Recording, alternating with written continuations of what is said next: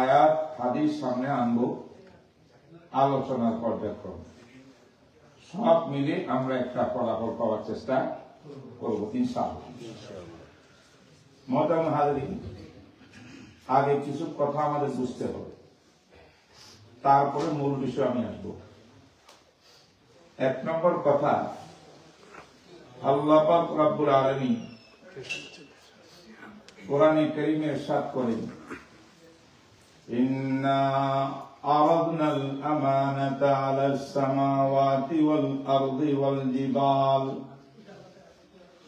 ফাআবাইনা ইয়াহমিলনাহা ওয়া আশফাকনা মিনহা ওয়া হামালাহাল ইনসান ইন্নাহু কানা যালুমান জাহুলা। এই আয়াতের অর্থ হইল, আল্লাহ পাক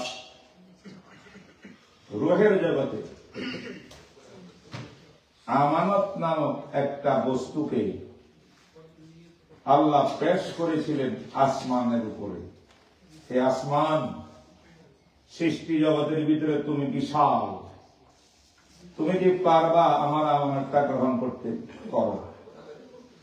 হে জমিন, হে পাহাড়, আল্লাহর বিশাল বিশাল মাখলুক এইগুলোর কাছে পেশ করেছেন। প্রত্যেকে একটা উত্তর দিয়েছেন, ফাআবাইনা ইয়াহমিলনাহা। আসমান বলে আল্লাহ আমি পারবো না, জমিন বলে আমি এই দায়িত্ব নিতে পারবো না, পাহাড় বলে পারবো না। আওয়াজ হবে না ভাই, আওয়াজ বন্ধ করতে হবে, কথা বলবেন না। সব অস্বীকার করে দিল, বরং তারা আমানত শুধু আল্লাহ পাক পেশ করছেন তাদের কাছে, গ্রহণ করা এখনো বাকি, গ্রহণ তারা করে নেই। এতেই তারা এত ভয় পাইছে, ভয় অস্থির হইয়া জমিন আসমান পাহাড় ফেটে দেওয়া আরম্ভ করেছে, ফেটে যাচ্ছিল। এবার আল্লাহ পাক এই আমানতকে কাউকে গসাইতে না পারিয়া এবার মানব জাতির প্রধান জাতির পিতা আদম আলাইহিস সালামের কাছে পেশ করছে। সুবহানাল্লাহ।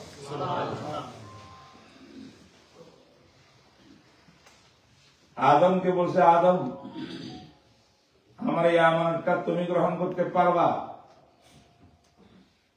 আদম বলে, আল্লাহ আমানতটা কি আগে তো বুঝতে হবে, তারপরে না পারবো কি পারবো না চিন্তা করবো। আল্লাহ বলেন আমানতটা হলো আত-তাআহ ওয়াল ফারাইদ আল্লাতী ফারাদাহা আল্লাহু আলাল ইবাদ।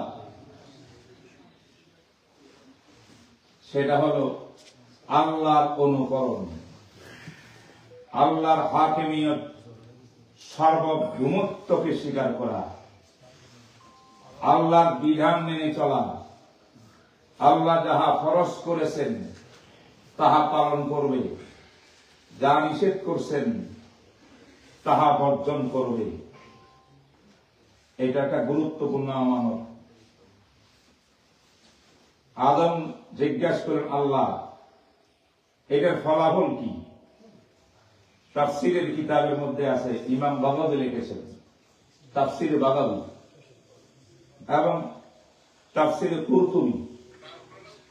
আপনারা জানেন কুরতুবা আন্দলুস স্পেনের 30 খণ্ডের কিতাব তাফসীরে কুরতুবী। সেই কিতাবে আছে, অনেক তাফসীরি কিতাবে আছে। রেফারেন্সে গেলে আমি সামনের কথা বেশি বলতে পারবো না। আদম যখন জিজ্ঞাসা করলো ফলাফল কি, আল্লাহ পাক বললেন, মান কাসসারা ফিহা ফাআলাইহি যারাম ওয়া মান ওয়াফফারা ফিহা ফালাহুল কারাম। সুবহানাল্লাহ। অর্থ বুঝছেন আপনারা? অর্থ বুঝাই। আল্লাহ পাক বলেন, আমি যে দায়িত্বটা দিলাম, আমার সার্বভৌমত্ব থাকবে পৃথিবীতে, আমার বিধান মেনে চলতে হবে। হুকুম হবে আমার, পালন করবে তোমরা। এই বিধান আমার অনুকরণ করণীয় করবে, বর্জনীয়কে বর্জন করবে। এটার মধ্যে যে কেউ ত্রুটি করো মানকাসারা, তাহলে সে জরিমানা দিতে হবে, শাস্তির উপযুক্ত হবে। আর যে ব্যক্তি আমার এই আমানতকে পুরা আদায় করবে, ফালাহুল কারামা, তার সম্মান পৃথিবীর মধ্যে সবচেয়ে বেশি হবে। কি বুঝলেন? আল্লাহু আকবার। আদম আলাইহিস সালাম বললেন, আল্লাহ, জিনিসটা বড় ভালো, ভয়ও লাগে, পূরণ করতে পারলে কারামত পাবো, সম্মান। ত্রুটি করলে আবার আযাবের মুখাপেক্ষী হব। আল্লাহ, আমি জানতে চাই এই আমানত গ্রহণ করলে আমানতকে আদায় করার তাওফীক আমি পাবো কিনা। আল্লাহ, আমি কি পারবো? এটা পারার জন্য কি শক্তি সামর্থ্য আল্লাহ আপনি দিবেন? আল্লাহ বলেন, হ্যাঁ, আমি তোমাকে সামর্থ্য দেব, শক্তি দেব, ব্রেন দেব, মস্তিষ্ক দেব, ভালো মন্দ বিচারের সে সুযোগ দেব, সব দেব। আমি বাধ্য করব না, অপশন দিব তোমাকে। সব বুঝে শুনে যদি এই আমানতের খেয়ানতের রাস্তায় চলো, তোমার জন্য জাহান্নামের আগুন অপেক্ষা করবে। আর এই আমানতকে রক্ষা করতে পারলে জান্নাতে তোমাকে ওয়েলকাম করা হবে। এখন অপশন থাকবে দুইটাই, আমি বাধ্য করব না কোন একটা করার জন্য, তবে করতে চাইলে সেই তাওহীদ, সেই সামর্থ্য আমি আল্লাহ দান করব। ওয়া হামালাহাল ইনসান, মানুষ হযরতে আদম, তিনি বলেন, আল্লাহ, আমি কবুল করলাম। সুবহানাল্লাহ।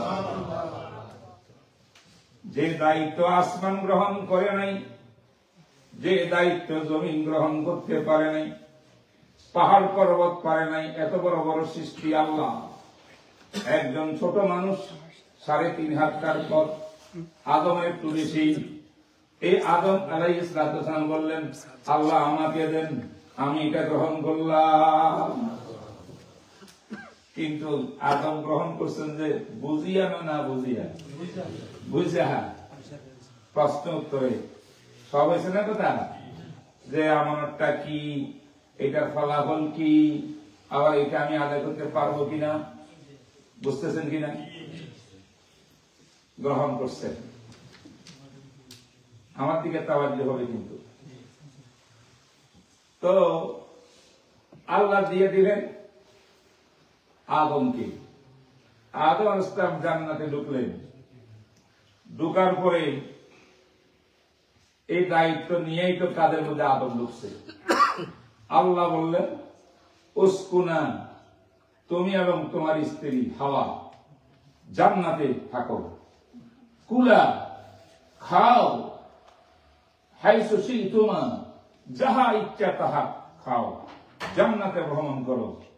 এটা করো করো করো, এটা দিস ইজ ওয়ার্ডার, এটা আল্লাহর নির্দেশ। তবে ওয়ালা তাকরাবা হাদিহি শাজারাতা ফাতাকুনা মিনাজ জালিমিন, তবে ওই গাছ, এটার কাছে ধারেও যাইও না, গেলে বিপদে পড়বা। স্মরণ করে দিলেন। আদম আলাইহিস সালাম থাকলেন, খাওয়া দাওয়া করলেন, আরামে ছিলেন আমাদের পিতা আদম, তাই না? কিন্তু অবশেষে ইবলিস শয়তানের প্রবঞ্চনায়, আদম তো মানুষ, সেখানে কাজ করল, পরে নিষিদ্ধ গাছের ফলের কাছে চলে গেলেন, আর অবশেষে এটা ভক্ষণ করলেন। এটাকে ভক্ষণ করার কথা ছিল, করলেন কিনা? আল্লাহ দায়িত্ব কি দিছিলেন যে আমার হুকুম মানবা, যা বর্জন করতে বসি বর্জন করবা। এখন এই গাছের ফল খাওয়া যাবে না, বর্জন করতে হবে। কিন্তু আদম আলাইহিস সালাম বর্জন করলেন না অর্জন করলেন? কথা আমাকে খুব ভালো করতে আবার দিতে হবে, কিন্তু নাইলে ভুল বোঝাবুঝি হয়ে যাবে মারাত্মক ভাবে। কথাটা খেয়াল করছেন কিনা? আজকে একটা সময় দেন আমাকে, আমি কিছু কথা বলতে থাকি আজকে, ইনশাআল্লাহ আমি মনে করি আপনাদের অনেক সমস্যার সমাধান হয়ে যাবে।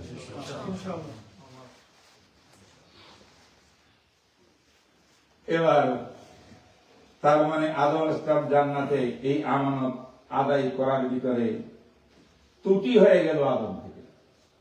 আচ্ছা, এখন প্রশ্ন হলো, আদম কি ইচ্ছাকৃত ত্রুটি করছেন নাকি অনিচ্ছাই করছেন? আপনার রাস্তায় চলার পথে বড় একটা পাথর পড়ে রয়েছে, ইটা অন্ধকারে দেখেন নাই, পাও লাগছে পাথরের ভিতরে, উষ্টা খায়া উষ্ট খেয়ে ধাম করে পড়ে গেছেন রাস্তায়, পুলিশ ধরবে তো আপনাকে? জেলে দিবে? জরিমানা করবে? আরো আপনাকে আসিয়া হাত বলে বলবে সরি সরি সরি, আসো আসো। কারণ এটা তো ভুল, ভুলের জন্য শাস্তি নেই। আল্লাহ পাক এটা দেখাইলেন যে আদম জাতি যদি এই আমানত গ্রহণ করিয়া ভুল করে তার কি হবে, সেটাও আল্লাহ পাক দেখানোর উদ্দেশ্য আদমের কাহিনী দিয়া। আবার আদম আলাইহিস সালামকে তো আল্লাহ পাক সৃষ্টির সময় বলছেন, ইন্নী জাইলুন ফিল আরদি খলিফা, হে ফেরেশতারা, আমি আদম সৃষ্টি করতেছি জমিনের খলিফা, আমার প্রতিনিধি বানাইবার জন্য। তিনি জমিনে যাবেন, মানব জাতি গঠন হবে, মানব সমাজের ভিতরে আদম যাবে, যাইয়া আমার বিধিবিধান জমিনে বাস্তবায়ন করবে, করিয়া তিনি আমার খেলাফত, আল্লাহ আমি আল্লাহ, আমার সার্বভৌমত্ব, সব মালিক আমি আল্লাহ, আসমানের মালিক আমি আল্লাহ, জমিনের মালিক আমি আল্লাহ, চন্দ্রের মালিক আমি আল্লাহ, সূর্যের মালিক আমি আল্লাহ, নক্ষত্রের মালিক আমি আল্লাহ, মানুষ সৃষ্টি করেছি আমি আল্লাহ, অক্সিজেন আমি আল্লাহ, সব আমার, পৃথিবী আমার, তাই বিধান চলবে আমার, হুকুম চলবে আমার। এটাই তো সত্য কথা, এটাই তো বাস্তব। আল্লাহ পাক তার এই হুকুমকে বাস্তবায়ন করার জন্য যুগে যুগে নবী রাসূল পাঠাইছেন। তার মধ্যে এক নম্বর নবীর নাম হলো আদম আলাইহিস সালাম। তাহলে আদমকে জমিনে পাঠাবেন কিনা আল্লাহ পাক, এটা সৃষ্টির সময় সিদ্ধান্ত ছিল কিনা? তো জান্নাতে যদি বসে থাকতেন, ভুলটা না করতেন, তো দুনিয়া থেকে আসতে পারত? বলেন তো। আল্লাহর কৌশল দেখছেন, হিকমত দেখছেন। আল্লাহ কত বড় জ্ঞানী, কত বড় হাকিম, কত বড় প্রজ্ঞা। তিনি একদিকে ভুল করলে, আমানতে যদি খেয়ানত করো, বনি আদম তোমার কি শাস্তি হবে, তার দৃষ্টান্ত আদমের কাহিনী থেকে শিক্ষা গ্রহণ করো। আরেক থেকে আদমকে দুনিয়ার মধ্যে পাঠাবো, আমার খেলাফত জমিনে কায়েম করব, আমার বিধিবিধান জমিনে কায়েম করব মানব জাতির উপরে। এটাও তো একটা ব্যবস্থা। এরকম একটা উসিলা না ধরিয়া আদমকে জান্নাত থেকে বের না করলে, আল্লাহ পাক দুনিয়াতে নাযিল না করলে, তাইলে আর আল্লাহর খেলাফত কায়েম কেমনে হবে? এই উভয়টা শর্ত বিষয় পূরণ করার জন্য একটা সিস্টেম আল্লাহ পাক বলছে করছেন আদমকে দুনিয়াতে পাঠাইবার জন্য। আমাদের বহু স্কলাররা এখানে আসিয়া ভুল পথে রওনা হয়, পদস্খলন হয়। কি বলে? আদম নবী গুনাহ করছে, আল্লাহ পাক গেট আউট করেছে জান্নাত থেকে। দেখেন, এটা দুই উত্তর ভালো করে বুঝবেন। এক উত্তর, আমি মানলাম গুনাহ করছে, অপরাধ হয়েছে, ভুল না, অপরাধ। এই অপরাধের কথা কে বলতে পারে? আল্লাহ বলতে পারে। আল্লাহ নবীদেরকে বলবেন, এই অপরাধ করা কেন, বন্ধ করো। পারেন কি পারেন না? আচ্ছা, তাই বলে আল্লাহ পাক অপরাধ করাইল, আবার আদম মাফ চাইল, আল্লাহ মাফ করে দিলেন। আল্লাহ অপরাধকে মাফ, যদি এটা অপরাধ বলি, যদি বলি অপরাধ হয়, এই অপরাধ কি বাকি রইল না আল্লাহ মাফ করে দিলেন? মাফ করে দেওয়ার পরে হাজার লক্ষ বছর পরে দুনিয়ার মধ্যে আসিয়া কোন বনি আদম, আদমের সন্তান, সেই ব্যক্তি উঠি বলতে পারে আমার বাবা অপরাধ করছিল? পারে? থেকে সুসন্তান না কুলাঙ্গার? এই জন্য আম্বিয়া কেরাম নবীদের দোষ যারা ঘাটে তালাশ করে, তারা কুলাঙ্গার। বুঝেন নাই কথা? এটা উদাহরণ এরকম, আপনার দাদা আছেন, আপনার পিতা আছেন, আপনিও মাশাআল্লাহ আছেন। দাদা একদিন আপনার আব্বাকে বলছে, হ্যাঁ দুষ্ট, উল্টাপাল্টা করছেন, থাপ্পড়। কে বলে? দাদায়। কাকে? বাবাকে। এখন আরেকদিন আপনি যাইয়া সন্তান হইয়া আব্বাকে বলছেন, হে আব্বা কি করেন এগুলা, দিমু থাপ্পড়। কবে? হ্যাঁ, দাদা আব্বাকে শাসন করার অধিকার আছে না নাই? তাই বলে কি ছেলেও করবে না বেয়াদবি? শুধু বেয়াদবি না, চরম বেয়াদবি, চরম বেয়াদবি। তাই উম্মত কোন নবী দোষ ধরতে পারে না। দোষ ধরলেও আল্লাহ ধরবেন, রাইট করলো আল্লাহ করবেন, সংশোধন করলো আল্লাহ করবেন, মাফ করলো আল্লাহ করবেন, নবুয়ত দিলে আল্লাহ দিবেন। তুমি কি আবার নবীর দোষ ধরো না? বাবা ঠিক ক্লিয়ার?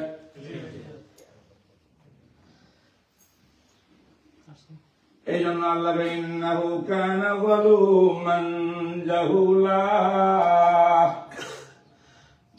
আরে আদম দায়িত্ব তো কাঁধে নিয়ে নিল, কিন্তু যালুমান এত মহান দায়িত্ব নিয়ে নিজের উপরে অন্যায় করলো, অন্যায় করলো।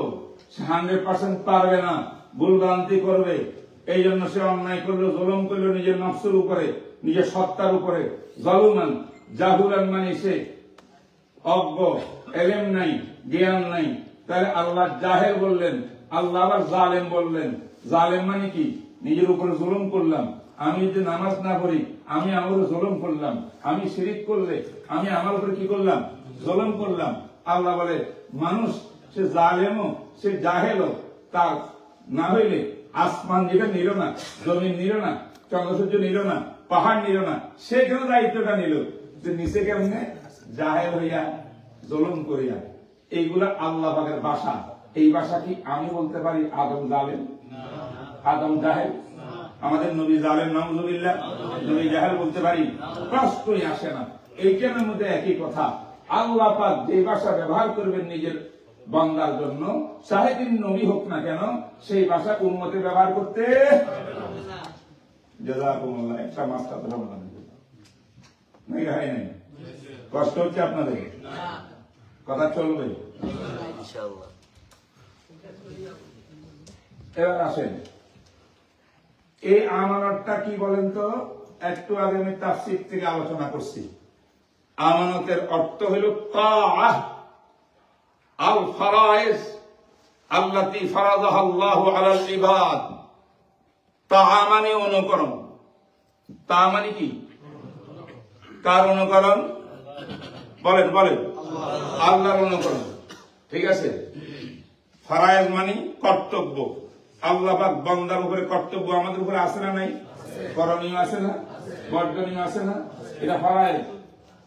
জানা না করা ফরজ, এবং সুদ না খাওয়া ফরজ, ঘুষ না খাওয়া ফরজ, মদ না খাওয়া ফরজ, বেপরদা উলঙ্গ না করা ফরজ, নামাজ পড়া ফরজ, যাকাত দেওয়া ফরজ, হজ করা ফরজ, করণীয় ফরজ, বর্জনীয় ফরজ, বর্জনীয় বস্তু বর্জন করা ফরজ, অর্জনীয় বস্তু করা ফরজ। এই দায়িত্ব কার? আমাদেরকে আল্লাহ পাক দিয়েছেন। আদম আলাইহিস সালামের মাধ্যমে আল্লাহ পাক এই মহান আমানত আমার আর আপনার গাড়ি তুলে দিয়েছে। কিয়ামত পর্যন্ত মানুষ কিন্তু এই আমানত কাঁধের মধ্যে নিয়ে পৃথিবীতে বসবাস করে। ঠিক না? মুহতারাম হাজরিন, এই আল্লাহ পাকের বিধান করণীয় বর্জনীয় বস্তুগুলোকে আল্লাহ পাক কোরআনে বিভিন্ন ভাবে বলছেন। আল্লাহ বলেন, আল ইয়াউমা আকমালতু লাকুম দীনাকুম ওয়া আতমামতু আলাইকুম নি'মাতি ওয়া রাদিতু লাকুমুল ইসলাম দীনা। হে নবীর উম্মত মুহাম্মদুর রাসূলুল্লাহ সাল্লাল্লাহু আলাইহি ওয়াসাল্লামকে আমি দ্বীন ইসলাম দিয়েছি, দ্বীন ইসলাম দিয়েছি, নিয়ামত দিয়েছি, পরিপূর্ণ করে দিয়েছি, কোন অপূর্ণ রাখি নাই। কমপ্লিট দ্বীন ইসলাম মুহাম্মদ রাসূলকে দিয়েছি, এবং এই দ্বীনের উপরে নবীর উপরে আমি আল্লাহ সন্তুষ্ট হয়ে গেলাম। আল্লাহর বিধানের বিভিন্ন স্তর আছে। আমার দিকে তাওয়াজ্জু, মনে কষ্ট নেবেন না। আমি একটু যেহেতু আজকে গুরুত্বপূর্ণ আলোচনা করছি, আপনারা যদি একটু এদিকে খেয়াল করে দেন তাহলে আমার কথাগুলো হবে না। জাযাকুমুল্লাহ। অনেক অনেক ধন্যবাদ আপনাদেরকে, আজকে এটা সুযোগ পাইছি কিছু বলতে হবে। আল্লাহ পাকের বিধিবিধান 5 ভাগে বিভক্ত। কত ভাগে? ইনসান মানব জাতি ব্যক্তিগত জীবনে আল্লাহর বিধান বাস্তবায়ন করবে, করিয়া আল্লাহর ইতাআত করবে। অনুকরণ কাকে করবে? ব্যক্তিগত জীবনের সমস্ত বিধিবিধান অনুকরণ কাকে? বুঝেন নাই? পারিবারিক জীবনে একটা পরিবার গঠন করার জন্য আমি কার বিধিবিধান অনুসরণ করব? কেন? এই আমানত আদম নবী কাঁধে নিছেন, ওনার মাধ্যমে সমস্ত আম্বিয়ারা কাঁধে নিছেন। সর্বশ্রেষ্ঠ নবী খাতামুল আম্বিয়া মুহাম্মদ রাসূলুল্লাহ এই দায়িত্ব পালন করছেন। পালন শুধু তাই নয়, সকল নবীরা হয়তো তাদের এক যুগ পর্যন্ত এই দায়িত্ব পালন করছেন। তার পরবর্তীতে ওই নবীর বিধান ছিল না, ওই নবীর শরীয়ত ছিল না, আরেক নবী এসেছে, একজন পরে একজন আরেক নবী এসেছে। কিন্তু আমাদের নবী আসেন সর্বশেষে, সর্বশেষ আসিয়া সর্বশ্রেষ্ঠ হইয়া নবীজি এই দায়িত্ব কাঁধে নিয়ে যখন আসছেন, কিয়ামত পর্যন্ত নবীর পরে আর কোন নবীও আসবে না, দায়িত্ব শেষ হবে না। এই দায়িত্বকে আল্লাহ পাক কমপ্লিট করে দিয়েছেন। কিয়ামত পর্যন্ত এই কমপ্লিট ধর্মটা চলবে। এটা কোন যুগের সঙ্গে খাস নয়, কিছু বছরের জন্য নয়, কিছু এলাকার জন্য নয়, কিছু ভৌগোলিক এলাকার জন্য নয়, তামাম বিশ্ব মানবতার জন্য পুরা কিয়ামত পর্যন্ত এই বিধান থাকবে। ঠিক না? ঠিক। এই মহান রাসূলের উম্মত আমরা, আলহামদুলিল্লাহ বলেন। তাহলে আল্লাহর বিধান, হুকুম, আহকাম, ফরায়েজ, যার নাম আমানা, এই আমানতের সম্পর্ক আমার আর আপনার ব্যক্তিগত জীবনের সাথে। ঠিক না? ঠিক বলে। ব্যক্তিগত জীবনে কি? ব্যক্তিগত জীবন হইল আল্লাহ তা'বুদু ইল্লা ইয়্যা ওয়া লা তুশরিকু বিহি শাইআ। হে বান্দা, তুমি গোলামি করবে এক আল্লাহ, আর কখনো তুমি কাউকে সমকক্ষ বানাইও না আল্লাহর সাথে, শিরিক করিও না। শিরিক মুক্ত ঈমান গ্রহণ করা আমার উপরে দায়িত্ব, এবং শিরিক মুক্ত ইবাদত করা আমার উপরে দায়িত্ব। শিরিক মুক্ত কাজ করা আমার উপরে দায়িত্ব। হালাল খাদ্য গ্রহণ করা আমার দায়িত্ব। হারাম বর্জন করা আমার দায়িত্ব। নেক কাজ করা আমার দায়িত্ব। গুনাহ বর্জন করা আমার দায়িত্ব। ঠিক কি? এটা হলো কি?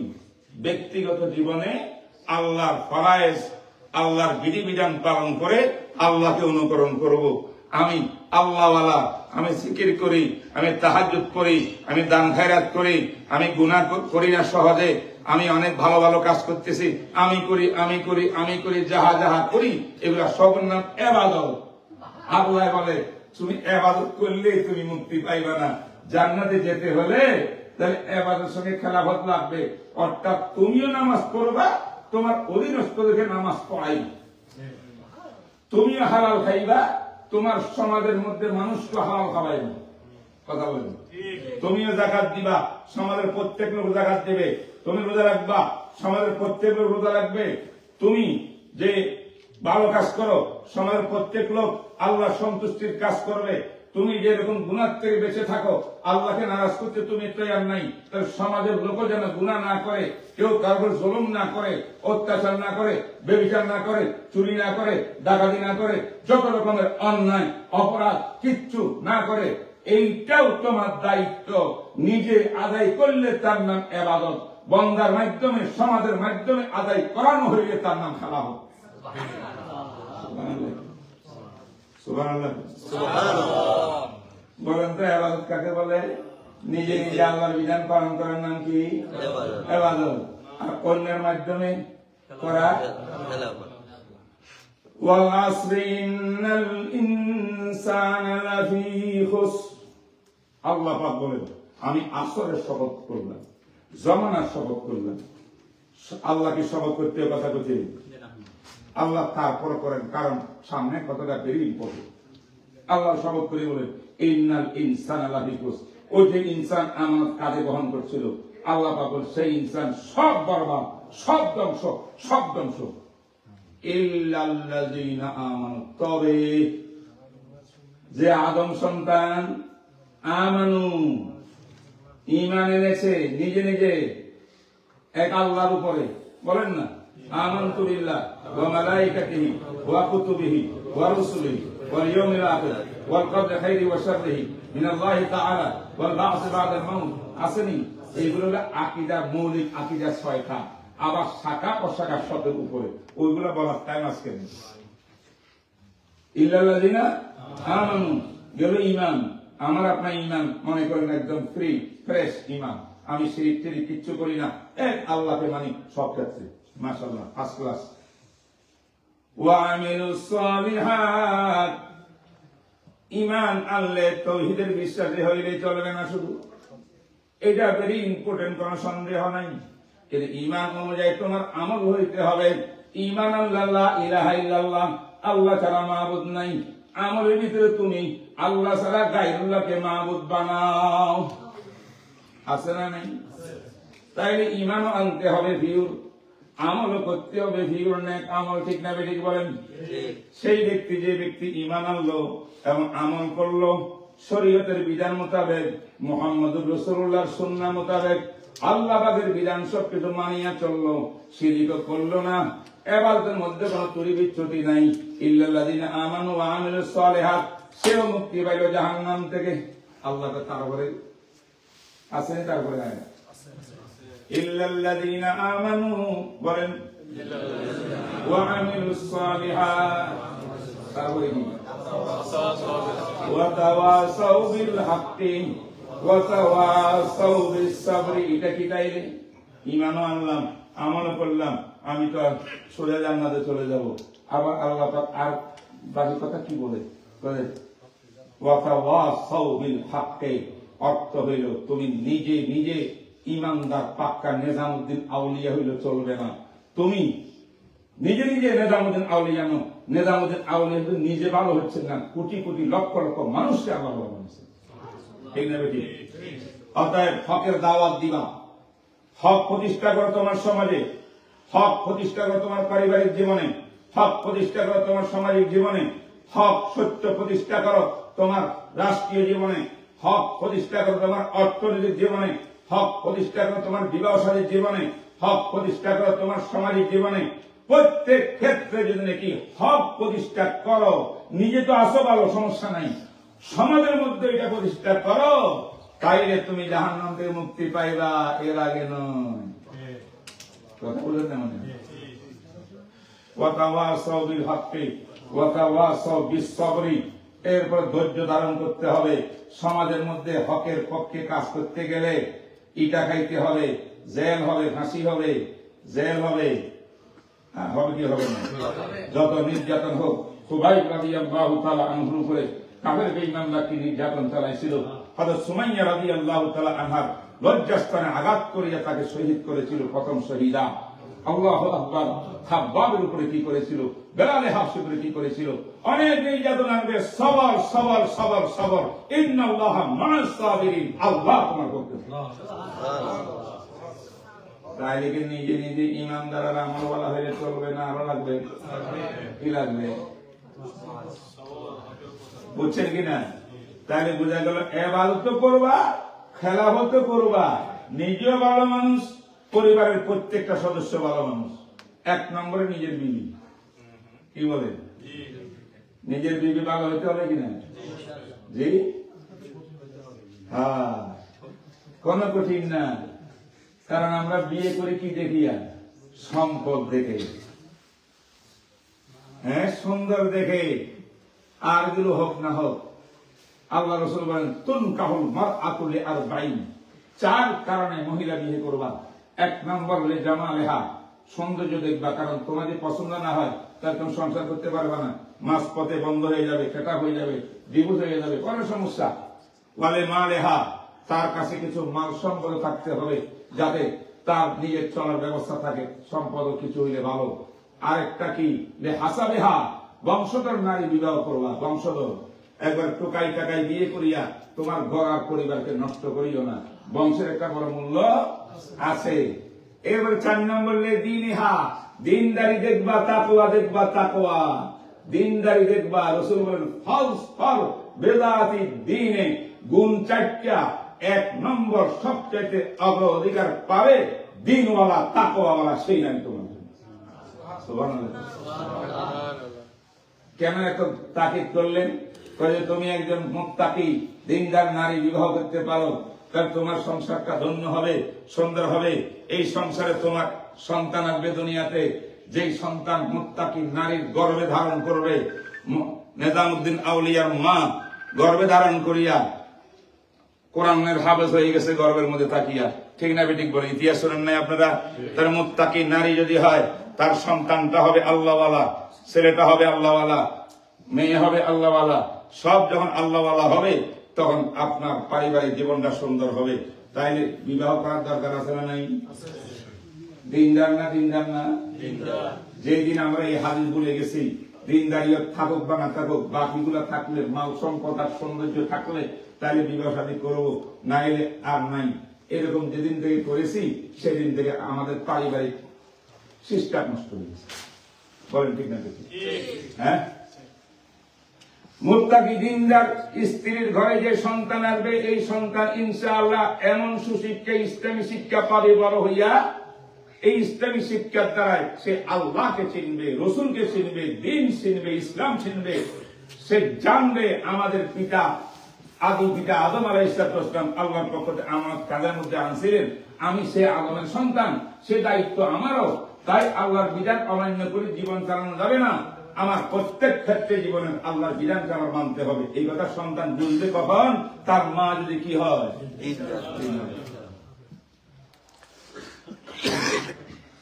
তা আমি বলতেছিলাম, আল্লাহর বিধিবিধান কিছু আছে আমার ব্যক্তির সাথে সম্পর্ক, আর কিছু আছে আমার পরিবারের সঙ্গে সম্পর্ক।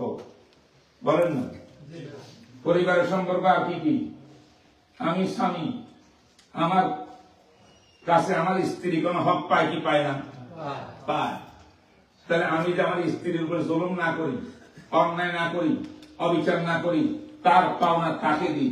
এই নেককার স্ত্রী আমার পাওনা, স্বামীর পাওনা স্ত্রী আদায় করবে। ঠিক কিনা? ঠিক কিনা? হ্যাঁ, তখন আদায় করবে, আল্লাহর ইতাআত হবে। এটা আমানত। ইন্না আরাদনাল আমানাতা আলাস সামাওয়াতি ওয়াল আরদি, এটা আমানত। প্রত্যেকের হক আদায় করতে হবে। ঠিক না? সন্তান পায় পিতার কাছে, সন্তানের অধিকার আমার কাছে। আমি বাপ, কি অধিকার? 1 নম্বর, সে ভূমিষ্ঠ হইলে তার কানে আযান দেওয়া, একামত দেওয়া আমার কাছে পায়, আমি তা আদায় করতে হবে। 2 নম্বরে তাহনিক করা, খেজুর নিয়ে কোন মুরব্বী বুজুর্গের মুখে চাবাইয়া তার মুখের মধ্যে একটু দিয়ে দেওয়া, বুঝলেন? দুধ খাওয়ার আগে। এইটা হল তাহনিক। তাহনিক আব্দুল্লাহ ইবনে জুবাইর রাদিয়াল্লাহু তাআলা আনহু হাদিস শরীফের মধ্যে আছে। আল্লাহ আসমা, আমাদের আম্মাজান আয়েশা রাদিয়াল্লাহু তাআলা আনহার বোন ছিলেন আসমা, আসমার সন্তান আব্দুল্লাহ ইবনে জুবাইর। তো তিনি বলেন, ইন্নী হামালতু, আমি হিজরতের সময় মক্কাতে আমার পেটে কি ছিল? বাচ্চা ছিল। খারাজতু ইলাল মদিনা, আমি রাসূলের সঙ্গে মদিনা শরীফে রওনা হয়ে গেছি এমত অবস্থায়। ওয়া আনা মুতিমুন, আমার গর্ভের সন্তান দুনিয়াতে আসার টাইম একদম নিকটে আসে গেছে। হিনামা নাযারা রাসূলুল্লাহ সাল্লাল্লাহু আলাইহি ওয়া সাল্লাম ওয়া আসহাবুহু বিকুবা, কুবার মধ্যে যখন নবী আর সাহাবী অবতরণ করলেন হিজরতের সময়, এখন মদিনা পৌঁছলেন, মসজিদে কুবার মধ্যে ফাউলিতু ওয়ালাদান, আমি আব্দুল্লাহ ইবনে জুবাইরকে প্রসব করেছি। সুবহানাল্লাহ। আমার প্রসবকৃত সন্তানকে ফাহামালতুহু ওয়া যাহাবতু ইলা রাসূলিল্লাহ সাল্লাল্লাহু আলাইহি ওয়াসাল্লাম ওয়া ওয়াযাআতু ফি হাজরিহি, আমি নবীর কাছে নিয়ে গেছি নবজাত শিশুকে, আল্লাহ নবীর কোলে দিয়ে দিলাম। আল্লাহ নবী কি করলেন? ফাদাআ বিতামারাতিন, আল্লাহ নবী একটা খেজুর আনাইলেন, আনাইয়া ফামাযাদাহা, খেজুরটাকে চাবাইলেন, চাবাইয়া থুথু দিলেন, থুথু দিয়া এই বাচ্চা আমার বাচ্চার মুখের মধ্যে একটু জিহ্বার মধ্যে লাগাই দিলেন, এটার নাম তাহানি।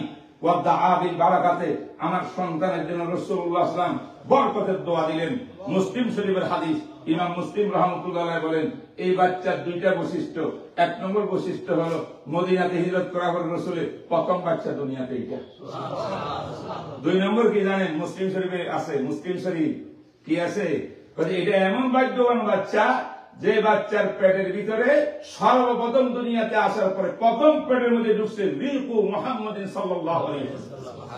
আল্লাহ নবীর লেলা মুবারক সাত মুবারক করছে বাচ্চার পেটের ভিতরে। এই হলো আব্দুল্লাহ ইবনে জুবাইর। আমার আপনার সন্তান হয়, নাতি হয়, হয়নি? করছেন নি? এগুলা সন্তান হারাদাই করেন নাই, আমিও করিনি, আমিও খেয়ে দোষে দোষী, ঠিক কি না? কর 3 নম্বর আর কি আর হইল অনেক বাচ্চা এই বাচ্চা প্রসব হয়েছে মাত্র হাসপাতালের ভিতরে, মা এখনো বাচ্চাকে দেখে নাই, মা সিজার হয়েছে বাচ্চা, এই মুহূর্তের মধ্যে বাপ গিয়া সঙ্গে সঙ্গে একটা ফটো তুলিয়া পুরা দুনিয়ার মধ্যে ভাইরাল করে দিল। মাশাআল্লাহ, সওয়াব কি যে সওয়াব হইল। কিন্তু আযানের খবর নাই, ইকামতের খবর নাই, তারপরে তাহানিকের খবর নাই, বরকতের দোয়ার খবর নাই, দোয়া করলো না, কোন সুন্নত আদায় করলো না। এখন 7 দিন যখন হয়েছে এবার আকিকা করবো, কবে? এখন তো টাইম নেই, ওই মেয়ে বড়টা বিয়ে দেব, বিয়ের দিন যেটা এটা খানা আছে সেই খানার সময় বাচ্চার খানা কাটতে করে ফেলবো। রাসূলুল্লাহ সাল্লাল্লাহু আলাইহি ওয়াসাল্লাম বলেন আল মাউলুদু মারহুনুন বিআকিকাতিহি, প্রত্যেকটি সন্তান আকিকার উপরে কি থাকে? সীমাবদ্ধ থাকে, আকিকার দিকে তাকাই থাকে। ইউসবাহু আনহু শাতুন ইয়াউমাস সাবিক, 7ম দিনে এক বকরি জবাই করবেন। ছেলে হলে 2টা, মেয়ে হলে 1টা বকরি জবাই করবেন, এটার নাম আকিকা। 7 দিন না হলে মাজমাউ জাওয়ায়েদের হাদিসের মধ্যে আছে ইয়াউম আরবাআত আশারা, 14 দিনে করেন, 14 না পারলে 21 দিনে করেন, 21 দিনের পরে আর দিন দেয়া কিচ্ছু নাই। এবার আপনি যেদিন মনে চাই দিন করেন। সময় কয়টা? 3টা। সুবহানাল্লাহ বিহামদি বলে এই আকিকা করা। আর কি করা?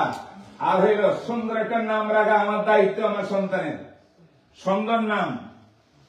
আন আলী রাদিয়াল্লাহু তাআলা আনহু, কষ্ট হচ্ছে আপনাদের, আমি এখন ভূমিকায় আছি কিন্তু আসল কথা শুরু হয়ে যায়। আচ্ছা, হাদিস শুনেই রাখিস আপনাদেরকে, মজা লাগে না? হাদিস শুনলে মজা লাগে না? قال رسول الله صلى الله عليه وسلم إنكم تدعون يوم القيامة بأسمائكم وأسماء آبائكم। হে আমার উম্মতের দল, আল্লাহ পাক হাসরের ময়দানে তোমাদের নাম ধরিয়া ডাকবে, তোমাদের পিতার নাম ধরিয়া ডাকবে। ফাহাসিনু আসমাকুম, অতএব তোমরা তোমাদের আওলাদের সন্তানের সুন্দর সুন্দর নাম রাখো, যে নামের দ্বারা বোঝা যায় হে মুসলমানের সন্তান। ঠিক কিনা? এমন নাম আমাদের আছে, এই নামটা কি মুসলমানের না খ্রিস্টানের না ইহুদির না হিন্দুর? সব কমন, এরকম নাম আছে না? তাহলে এই সুন্দর সুন্দর নাম রাখা, আব্দুল্লাহ, আব্দুর রহমান, মুহাম্মদ, নবীর নাম, সাহাবার নাম, সুন্দর নাম, এটা রাখা, এটাও সন্তানের পাওনা। আমি পিতা এই সন্তানের পাওনা আদায় না করি, এই সন্তান যখন বড় হবে এখন সে যাবে ক্লাবের দিকে, বয় গার্লফ্রেন্ড লইয়া যাবে, আর আপনি আসবেন মসজিদের ভিতরে। ঠিক না? ঠিক। সন্তান আপনার কথা শুনবেন। আল্লাহু আকবার। ওমর ইবনে খাত্তাব, কষ্ট হচ্ছে আপনাদের, ওমর ইবনে খাত্তাব রাদিয়াল্লাহু তাআলা আনহুর কাছে একজন সাহাবী আসছে, আসিয়া কয়, ওমর, আপনার দরবারে আমি একটা মুকদ্দমা দায়ের করতে আসছি, নালিশ। কার বিরুদ্ধে? আমার ছেলের বিরুদ্ধে। বাবা কোনদিন ছেলের বিরুদ্ধে নালিশ করেনি। ওমর, তুমি খলিফাতুল মুসলিমিন, তুমি আল্লাহর জমিনের ভিতরে আদল ইনসাফ প্রতিষ্ঠা করেছো, পৃথিবীর মধ্যে ইতিহাস। আমি একটা বৈষম্য দূর করতে চাই, এটা ইনসাফ চাই, সুবিচার চাই আমার সন্তান। কি হয়েছে করো নাকি? সে আমার কথা শুনে না, আমি যাই মুসলিম দিকে, সেটাকে উল্টে দিবি। তাহলে বোঝা গেল সাহাবা জামানার ভিতরে এগুলো ছিল। এই মামলা আসছে, আমার চিন্তা করো না তো, খাইল করুন কারণী, রসুলের যুগ সর্বশ্রেষ্ঠ যুগ, তারপরে সাহাবায়ে কেরামের যুগ, তারপরে তাবিঈনের যুগ, সর্বশ্রেষ্ঠ যুগে তো সন্তান এরকম নাফরমান হওয়ার কথা না, অবাধ্য সন্তান হওয়ার কথা না। বলো নাকি? এদিকে আসো, তোমার ছেলের নাম কি? আর এদিকে আসো, আমার ছেলের নাম জল।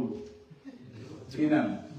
জল, জিম আইন লাম জলুন, জলন বুঝেন? 2 নম্বর বুঝেন নাই? নকল নকল আসল না, জল মানে নকল।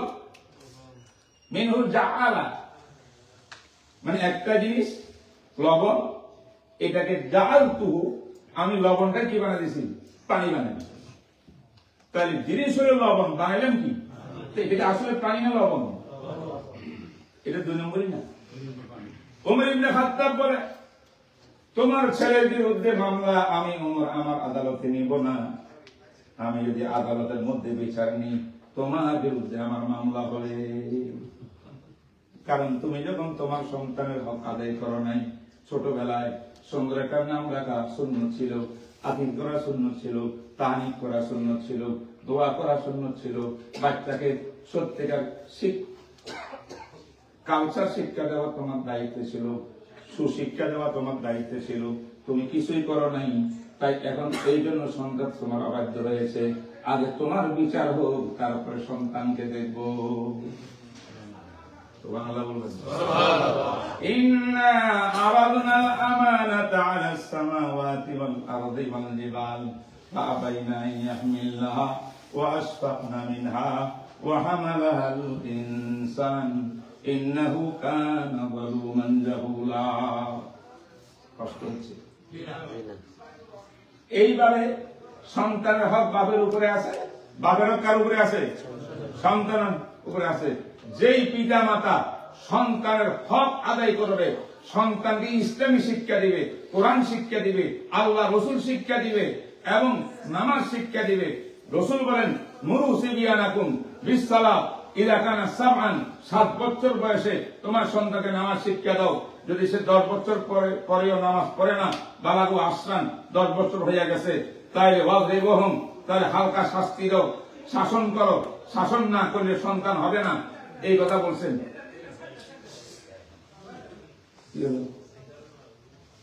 আমার দিকে খাওয়া দিন, ওই যে সিস্টেম এখান থেকে খাওয়া দাওয়া, এই বা এগুলো বন্ধ না করলে কথা হবে না।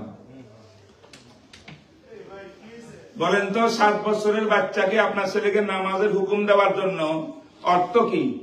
তার নামাজ শিক্ষা দিবেন কবে? বলেন, কথা বলেন না। 7-এর আগে শিক্ষা নিতে হবে, তারপর আপনি অর্ডার দিবেন নাকি? তাহলে 7 বছরের আগে 6 বছরের বাচ্চাকে নামাজ শিক্ষা দেওয়া, কোরআন শিক্ষা দেওয়া, এটাই হলো এই হাদিসের নির্দেশ। কিন্তু আমি তো এটা শিক্ষা দিই, এই জন্য আমার সন্তানের উপরে কে না বেরিয়ে বলেন। মহতারাম হাজরিন, আমি এদিকে বলবো না, এক একটা সাবজেক্ট কিন্তু অনেক টাইম লাগবে। আমি আজকে এই কিছু আপনাদের বুঝাচ্ছি জিনিসগুলা। তাহলে 1 নম্বরে ব্যক্তিগত জীবনে ইসলাম আল্লাহর বিধিবিধান পালন করা, আমানা আমানা।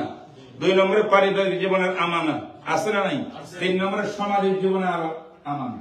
পারিবারিক জীবনে আমানাটা আরেকটু বলি, আমার দিকে একটু লক্ষ্য করুন। আমাদের প্রত্যেক পরিবারের ভিতরে একজন কর্তা আছে না নাই? পিতা কর্তা একজন আছে, ঠিক কিনা? এখন কর্তা যদি আল্লাহওয়ালা হয়, পরিবারটা আল্লাহওয়ালা হবে ইনশাআল্লাহ, ঠিক কিনা বলি? আগে আমি আর আপনি যারা কর্তা, আমরা আল্লাহকে চিনি কিনা, কোরআন চিনি কিনা, ইসলাম চিনি কিনা? বুঝেন না কথা? এটা 1 নম্বর দরকার। 2 নম্বরে আল্লাহু আকবার, আমার দিকে লক্ষ্য করুন। যে ব্যক্তি পারিবারিক জীবনে আল্লাহর বিধান আমানা রক্ষা করতে পারবে, এই ব্যক্তির দ্বারা একটা রাষ্ট্র চলতে পারে। বলে সুবহানাল্লাহ। রাষ্ট্র চলতে পারে। আমার পরিবারটা তো একটা রাষ্ট্র, খেয়াল করছেন? পরিবারের কর্তা যিনি, ইনি প্রেসিডেন্ট, উনি কি? আর বাকি সদস্য 9 জন, তারা কারা? নাগরিক। কথা বলেন না কেন? আমার পরিবারের ভিতরে বিচার ব্যবস্থা আছে না নাই? রাষ্ট্রের মধ্যে বিচার ব্যবস্থা আছে নাই?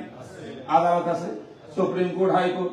আমার বাচ্চারা পরস্পর মারামারি করলো, ঝগড়া করলো, 80 বারসা যখন আসছে, আব্বু আব্বু আমাকে বাইয়া মারছে, এবার আব্বা বিচার করে কি করে না? তার পারিবারিক জীবনে একটা কি আছে? আইন আদালত আছে। এবং পরিবারের মধ্যে কর্তা জানে আমার পরিবারে উপার্জন কত, মাসে মাসে আমার $5,000 আসে, তাহলে এই $5,000 কোথায় বিনিয়োগ করব? আমার ছেলের জন্য কত, মেয়ের জন্য কত, স্ত্রীর জন্য কত, বাসা ভাড়া কত, বাসার খাওয়া দাওয়া কত, এগুলোটা বন্টন করে কিনা? সুষ্ঠু বন্টন। তাহলে অর্জিত সম্পদকে সুষ্ঠু বন্টন করা, এটা অর্থনীতি ব্যবস্থা। এইভাবে রাষ্ট্রের মধ্যে যেমন অর্থ ব্যবস্থা আছে, অর্থমন্ত্রী আছে, আপনার পরিবারের ভিতরে কি আছে? অর্থ ব্যবস্থা আছে, অর্থ বন্টন আছে, সেখানে একটা অর্থমন্ত্রী আছে। বলেন না কেন? ঠিক কিনা বলেন? আল্লাহু আকবার। আমি আর কথা বলবো, একটা রাষ্ট্র চালাতে যত মন্ত্রণালয় থাকে, ছোট্ট একটা পারিবারিক রাষ্ট্র চালাতে তত মন্ত্রণালয় থাকে। যে ব্যক্তি আল্লাহর বিধান আমানা, ইন্না আরাজনাল আমানা, সে আমানত আল্লাহর বিধিবিধান হুবহু পারিবারিক জীবনে বাস্তবায়ন করতে পারলো, পুরা পরিবারের মধ্যে সব ক্ষেত্রে কেউ কাউকে জুলুম করলো না, প্রত্যেকের হক আদায় করলো, আল্লাহর আমানত রক্ষা করলো, এই পরিবার 10টা দিয়ে একটা সমাজ তৈরি হয়। একটা সমাজ তৈরি হইলে পরিবার যদি ইসলামীওয়ালা হয়ে যায়, আল্লাহওয়ালা হয়ে যায়, এই আল্লাহওয়ালা পরিবার 100-200টা দিয়া যে সমাজ হবে, সমাজও আল্লাহওয়ালা হবে। ঠিক কিনা বলুন? তাই সামাজিক জীবনে বিভিন্ন আছে, বিধবা মানুষের খোঁজ খবর নেওয়া, বিপদগ্রস্ত মানুষের সাহায্যে এগিয়ে আসা, তার জানাজার মধ্যে শরীক হওয়া, অসুস্থ মানুষ হলে তার পিছনে খেদমত করা, সেবা, অনেক কিছু। এটাও শরীয়তে আছে না নাই? আল্লাহর বিধান। এটার নাম কি? সামাজিক ব্যবস্থা। এরপরে আসেন অর্থনৈতিক ব্যবস্থা। অর্থনৈতিক ব্যবস্থা হলে আল্লাহ পাককে আমাদের ময়দানে 5টা প্রশ্ন করবে। এই প্রশ্নগুলোর উত্তর দেওয়া ছাড়া 1 ইঞ্চি পরিমাণ শরীর পাওকে এদিক সেদিক সরানো। তারপরে একটা কি?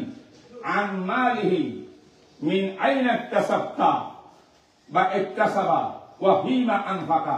তোমার অর্থ, তুমি কোন রাস্তা দিয়ে অর্থ ইনকাম করছো, সেটা হালাল নাকি হারাম, সেটাকে আল্লাহ পছন্দ করেন নাকি অপছন্দ করেন, বৈধ নাকি অবৈধ, এটা কিয়ামতের ময়দানে প্রশ্ন হবে কি হবে না?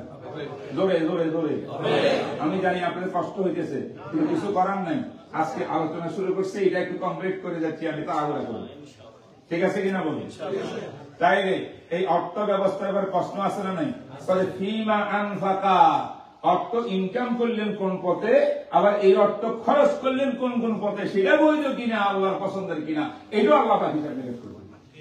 তাহলে অর্থ ব্যবস্থার মধ্যে আল্লাহ পাকের বিধিবিধান আছে না নাই? এবার প্রশ্ন হল, রাজনীতি ব্যবস্থার মধ্যে আল্লাহর বিধিবিধান আছে কি? রাজনীতি কাকে বলে?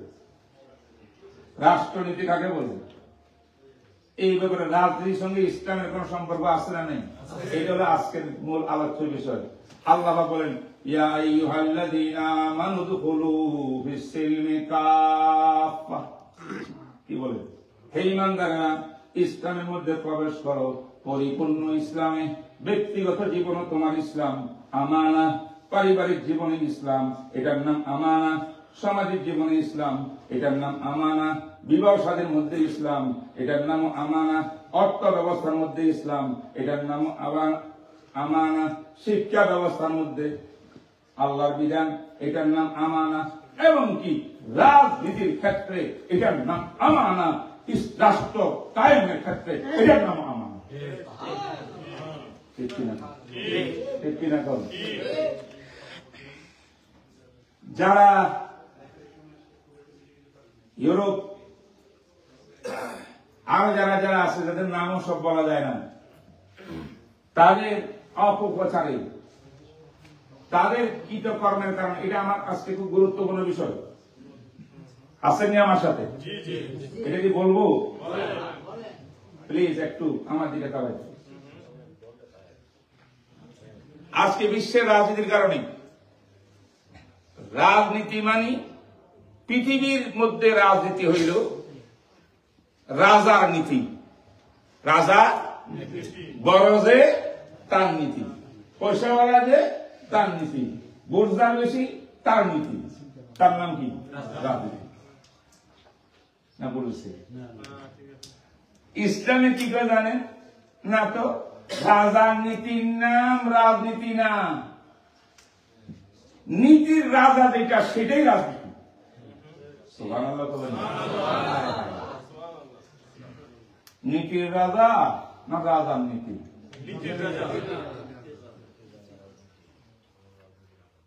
ওই যে রাজহাঁস আছে না, রাজহাঁস অর্থ কি? রাজার হাঁস কি বলেন না কেন? এই যে বেড়াই গেলে রাজার হাঁস না হাঁসের রাজা?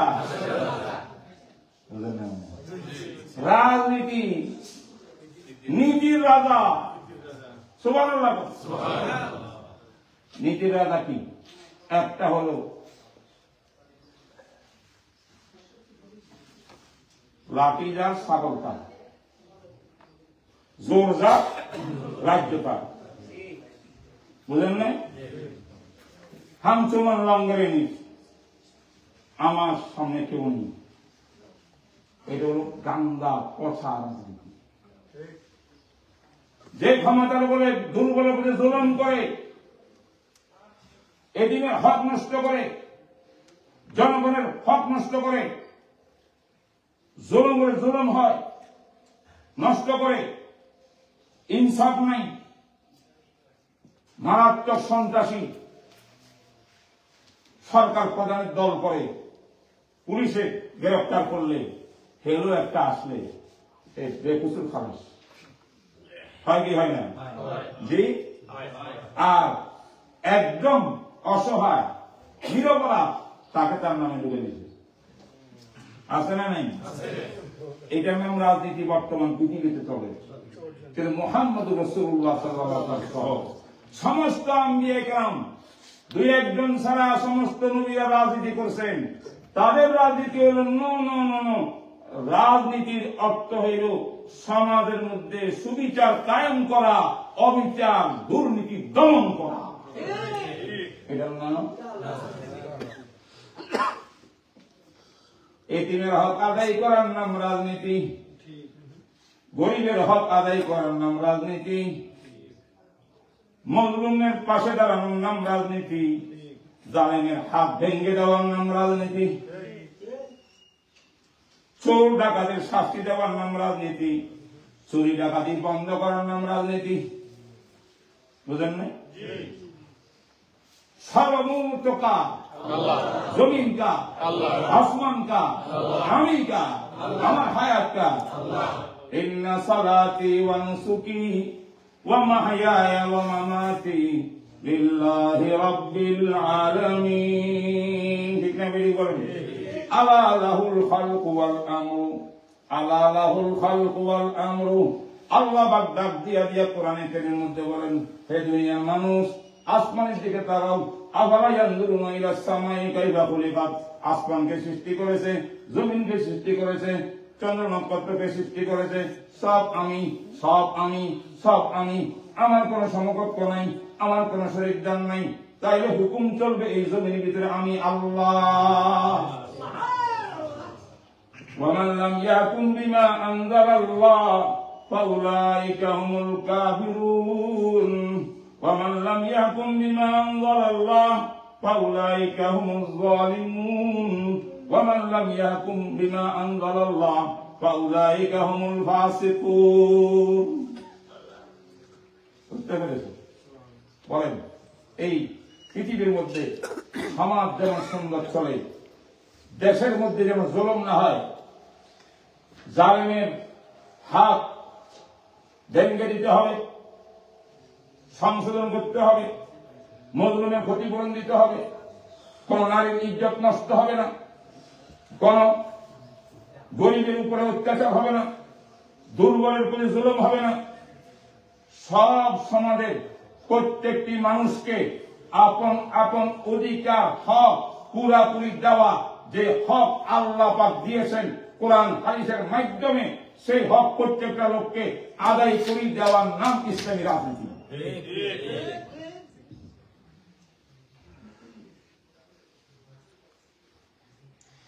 আল্লাহ বলেন এটার নাম উদখুলু ফিস-সিলমি কাফা, পরিপূর্ণ ইসলাম। নামাজে করেন কার কথা? কার বিধান অনুযায়ী? যাকাত, হজ, রোজা, বিবাহ শাদী, ঠিক কিনা? কোরআন তেলাওয়াত, রাজনীতি করব আব্রাহাম লিঙ্কনের পিছনে, রাজনীতি আব্রাহাম লিঙ্কনের, লেনিন, মাও সেতুং, রাষ্ট্রের সংবিধান হবে বুঝলেন না? রাষ্ট্র চলবে কার বিধান অনুযায়ী? রাষ্ট্রটা কার? ইন্নী জাইলুন ফিল আরদি খলিফা।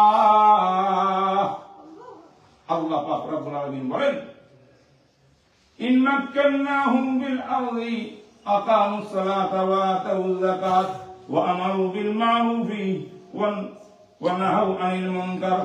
আমি যদি আমার বান্দাদেরকে ইসলামী রাষ্ট্রের ক্ষমতা দিয়ে দিই, তারা কি করবে জানেন? তাদের কাজ কি হবে?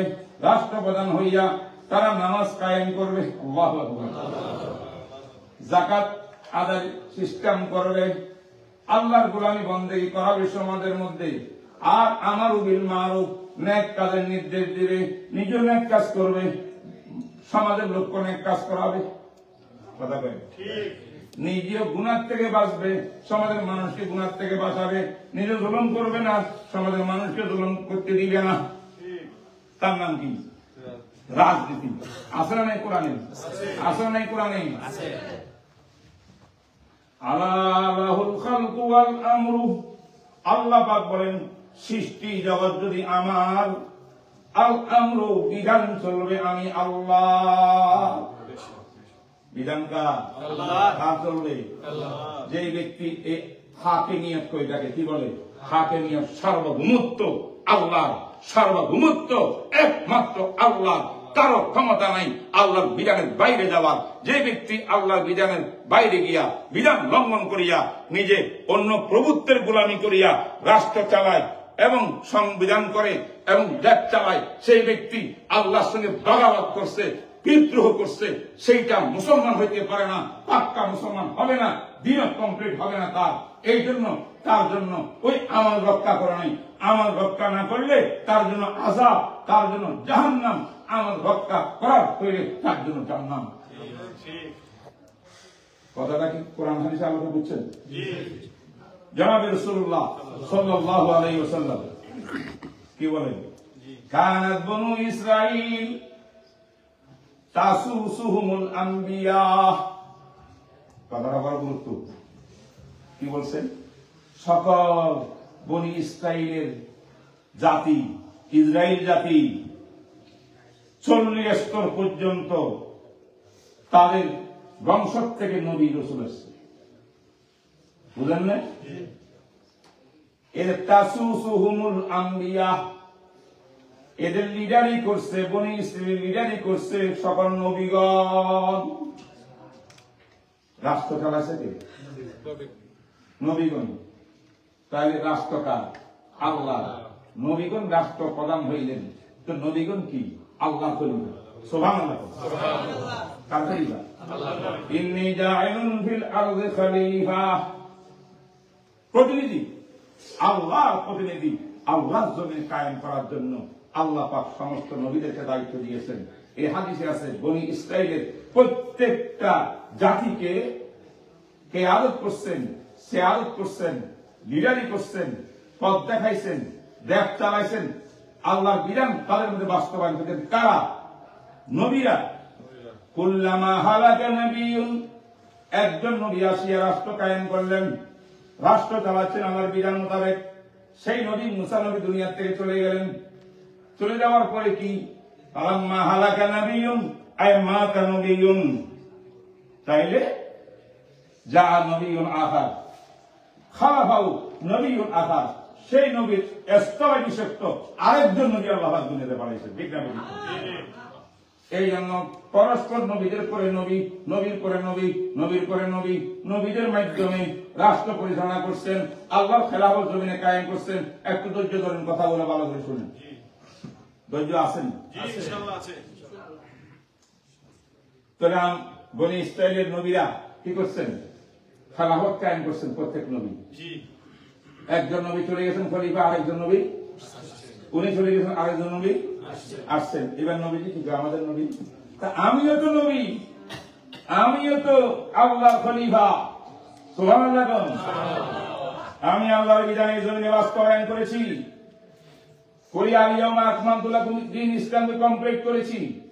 দিন ইসলাম ব্যক্তিগত জীবনে কমপ্লিট, পারিবারিক জীবনে কমপ্লিট, সামাজিক জীবনে কমপ্লিট, রাষ্ট্রীয় জীবনে কমপ্লিট, আন্তর্জাতিক জীবনে কমপ্লিট, অর্থনৈতিক জীবনে কমপ্লিট, শিক্ষা জীবনে কমপ্লিট। সব ব্যাপারে এমন কোন মানব জাতির বিষয় নাই যে বিষয়টা আল্লাহ পাক কোরআনে নাযিল করবেন। সব কমপ্লিট। এইবার আল্লাহ কয় কি, লাকাদ কানা লাকুম ফি রাসূলিল্লাহি উসওয়াতুন হাসানাহ। আল্লাহ পাক বলেন, হে দুনিয়ার মানুষ, তোমাদের জন্য আমি নবী মুহাম্মদ রাসূলকে মডেল বানাইছি। আমার নবীর দিকে তাকাও। আমার নবীর ব্যক্তি জীবনে ইসলাম আছে না নাই? আমার নবীর পারিবারিক জীবনে ইসলাম আছে না নাই? সামাজিক জীবনে ইসলাম আছে না নাই? শিক্ষা জীবনে ইসলাম আছে না নাই? রাষ্ট্রীয় জীবনে ইসলাম নেই। নবীর যুগে রাষ্ট্রপ্রধান কি আবু জাহেল ছিল? জি, আব্রাহাম লিঙ্কন। কে চালাইছে রাষ্ট্র? আল্লাহু আকবার। মুহাম্মদুর রাসূলুল্লাহ সাল্লাল্লাহু আলাইহি ওয়াসাল্লাম মসজিদে নববীতে কেন্দ্র বাংলাদেশের ইসলামী রাষ্ট্রের কেন্দ্র। সেই কেন্দ্রের ভিতরে আল্লাহর নবী রাষ্ট্র চালাইছেন। রাষ্ট্র চালাইতে গিয়া আল্লাহু আকবার 53টা ধারা রসুলে লেখাইয়া মদিনার সনদ তৈরি করেছে। মদিনার সনদ নাম শুনছেন? মদিনার সনদ। আমাদের নেতারা মাঝে মধ্যে আমরা মদিনার সনদ বাস্তবায়ন করব। মদিনার সনদ কত? 53 ধারা। আল্লাহু আকবার বলবেন না? আল্লাহ বলবেন না? একটা মনে রাখবেন, পৃথিবীর ইতিহাসে বিশ্বের রাজা বাদশাদের দেশ পরিচালক যারা যারা ছিল যুগে যুগে, হাজার হাজার বছর পূর্বে, পরে, আগে, পরে, সমস্ত দুনিয়ার বাদশাদেরকে রাষ্ট্র পরিচালনার সত্যিকারের সংবিধান রচনা করে লিখিত আকারে প্রথম পেশ করছেন তিনি মুহাম্মদুর রাসূলুল্লাহ।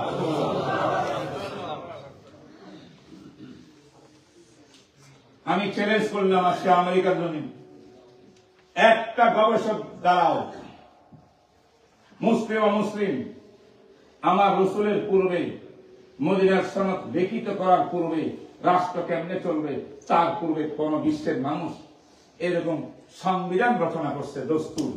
এটা কোন ইতিহাস না। মুহাম্মদ রাসূলুল্লাহ রাষ্ট্র পরিচালনার জন্য কি করছেন জানেন? ওনার একজন আমাদের প্রধান উপদেষ্টা যেমন কি আছে, একটা উপদেষ্টা আছে, ওনারও কি সচিব। মুহাম্মদ রাসূলুল্লাহ সাল্লাল্লাহু আলাইহি ওয়াসাল্লামের একজন সচিব ছিলেন। সুবহানাল্লাহ। মুহাম্মদ রাসূলুল্লাহ সাল্লামের রাষ্ট্র পরিচালনার জন্য একটা ওহী লেখা বিভাগ ছিল, যে যখন কোরআন নাযিল হয়, ওহী নাযিল হয়, আর রাসূল বলতে ওনাদের কাজ হলো বসে বসে লেখো। সুবহানাল্লাহ বলবেন? ওহী লিখতেন কারা?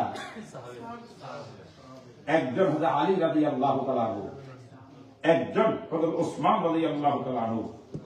ওনারা যখন কোথাও সফরে যাইতেন তখন আরো 3 জন সাহাবী ওহী লিখতেন।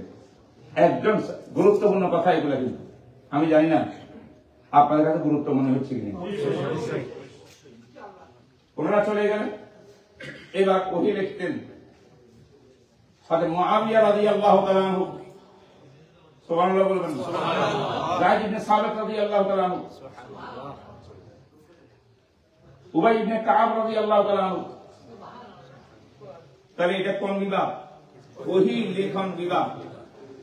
আর একটা ইসলামী রাষ্ট্রে, রাসূলুল্লাহ সাল্লাল্লাহু আলাইহি রাষ্ট্রে আর একটা বিভাগ ছিল, সেই বিভাগের চিঠিপত্র আদান প্রদান বিভাগ এবং অনুবাদ বিভাগ। সুবহানাল্লাহ। কাইসার বাদশার কাছে চিঠি লিখছেন রাসূলুল্লাহ সাল্লাল্লাহু আলাইহি ওয়াসাল্লাম, এখানে কাতেবে আছে লেখাইছেন। আবার ওই বিদেশ থেকে চিঠি আসছে বিভিন্ন ভাষায়, অনুবাদ করে নবী আলাইহিস সালামকে দিয়েছেন। এই চিঠিপত্র আদান প্রদানের বিভাগও সেখানে ছিল। সুবহানাল্লাহ বলেন? আল্লাহু আকবার। ইসলামী রাষ্ট্রের, রাসূলুল্লাহ সাল্লাল্লাহু আলাইহি রাষ্ট্রের আরেকটা বিভাগ ছিল, এটা হলো আইন প্রণয়ন বিভাগ, আইন মন্ত্রণালয়। কি আইন বিভাগ কে পরিচালনা করছেন? মুআয ইবনে জাবাল। আইন বিভাগ পরিচালনা আলী ইবনে আবি তালিব, যায়েদ ইবনে সাবিত। কষ্ট হচ্ছে আপনাদের? এগুলো শুনতে মজা লাগে না খারাপ লাগে? রাসূলুল্লাহ সাল্লাল্লাহু আলাইহি ওয়াসাল্লামের হিসাব বিভাগ ছিল আলাদা, রাসূল সাল্লামের রাষ্ট্রের দাওয়া বিভাগ ছিল আলাদা। দাওয়া, এই দাওয়া বিভাগের দায়িত্ব স্বয়ং রাসূল উঠাইছেন সাল্লাল্লাহু আলাইহি ওয়াসাল্লাম। রাসূল নিজে দায়িত্বশীল, সে দাওয়া বিভাগের মধ্যে সাহাবায়ে কেরামকে ভর্তি করিয়া ট্রেনিং দিতেন, ট্রেনিং কোর্স করতেন, দায়ী বানাতেন, কেমনে গিয়ে অমুসলিমদের কাছে দাওয়াত নিয়ে যাবে, কি করবে না করবে, এখানে দায়ী তৈরি করে এখান থেকে এবার ইয়েমেনে পাঠাইছেন, সিরিয়াতে পাঠাইছেন, কুফায় পাঠাইছেন, বসরা পাঠাইছেন, দুনিয়ার আনাচকানাতে পাঠাইছেন। সুবহানাল্লাহ। আমার ভাইরা, মুহাম্মদ রাসূলুল্লাহ সাল্লাল্লাহু আলাইহি ওয়াসাল্লামের স্বরাষ্ট্র মন্ত্রণালয় ছিল কিসমুস শর্তা, স্বরাষ্ট্র মন্ত্রণালয়, এটার দায়িত্ব ছিলেন একজন কাইস ইবনে সাবেক। আবার আমার রাসূলের পররাষ্ট্র মন্ত্রণালয় ছিল, এটা ছিলেন মুগীর ইবনে আবি শুবা। এরকম সাহাবায়ে কেরাম সবাইকে এক একটা বিভাগের দায়িত্ব দিয়া ইসলামী রাষ্ট্র কায়েম করছেন এবং সেখানে সংবিধান বানাইছেন 53টা ধারা। 53 ধারার 1 নম্বর ধারা হইল এই জমিনের মধ্যে হাকিমিয়ত, সার্বভৌমত্ব কার?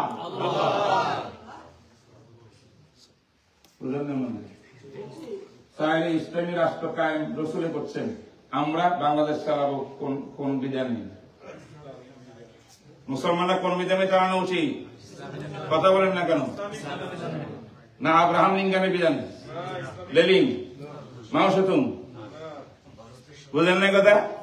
তাইলে ইসলামী হুকুমতের জন্য, ইসলামী রাষ্ট্র কায়েমের জন্য প্রচেষ্টা করা সরকার জনগণের অধিকার দিচ্ছে কিনা, জনগণ সরকারকে অধিকার দিচ্ছে কিনা, কোন জুলুম হচ্ছে কিনা, চুরি ডাকাতি হচ্ছে কিনা, অন্যায় হচ্ছে কিনা, সব দূরীকরণের জন্য একটা সিস্টেম ব্যবস্থা করা। এই সিস্টেমের মাধ্যমে রাষ্ট্র কায়েম করা ইসলামী হুকুমত, তার নাম রাজনীতি, নীতির রাজা, তার নাম রাজনীতি। এই সিয়াসত আম্বিয়া কেরাম করেছেন। আদম আলাইহিস সালামকে আল্লাহ পাক জাইউল ফিল আরদে বলিয়া ইসলামী রাষ্ট্র কায়েম করার জন্য আদমকে বানাইলেন। আদমের শেষ নবী আসলো, ইব্রাহিম নবী আসলেন, নূহ নবী আসলেন, সব নবীরা আসলেন, সবই কাজটা দায়িত্ব পালন করছেন। মুহাম্মদ রাসূলুল্লাহ তিনি দায়িত্ব পালন করছেন। তবে তিনি বলেন আলা লা নবিয়্যা বাদি, সব নবীর পরে একজন নবী আসিয়া রাষ্ট্র কায়েম করছে। একজন গেছে আরেকজন আসছে, আমি আসছি কিন্তু আমার পরে আর নবী নাই। সুবহানাল্লাহ। তাইলে রাষ্ট্র কায়েম বন্ধ, রাজনীতি বন্ধ। আমার পরে নবী তো আসবে না, কিন্তু আমার প্রতিনিধিরা আসবে।